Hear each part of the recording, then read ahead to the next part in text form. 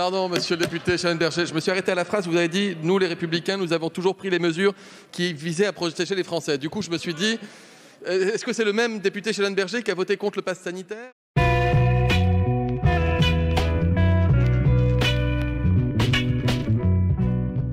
Vous agissez en réalité au jour le jour, sans vision, sans stratégie, sans cap.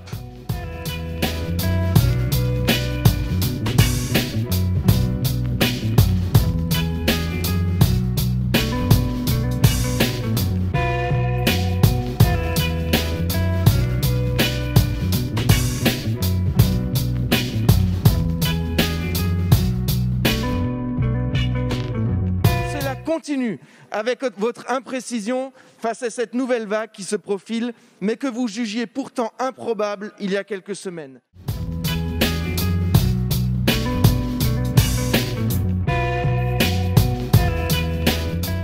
Pardon, monsieur le député Schellenberger, je me suis arrêté à la phrase où vous avez dit « Nous, les Républicains, nous avons toujours pris les mesures qui visaient à protéger les Français ». Du coup, je me suis dit, est-ce que c'est le même député Schellenberger qui a voté contre le pass sanitaire ? Est-ce que c'est le même Schellenberger qui a voté contre le couvre-feu? Est-ce que c'est le même Schellenberger qui a voté contre le confinement? Est-ce que c'est le même Schellenberger qui a voté contre l'obligation d'intégration dans le pass sanitaire? Est-ce que c'est le même Schellenberger qui a voté contre à peu près tous les textes d'état d'urgence sanitaire, sauf effectivement le premier en 2020?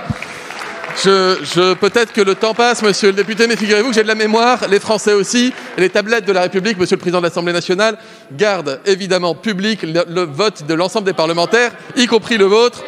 Donc je vous propose, ma grand-mère disait, il n'y a que les imbéciles qui changent jamais d'amis, il n'est jamais tard pour changer d'avis, et si aujourd'hui vous considérez que les mesures que nous avons prises pour protéger les Français étaient efficaces et nécessaires, il n'est pas trop tard pour le dire, il vous reste quelques secondes pour me répondre à l'issue de ma réponse, monsieur le député.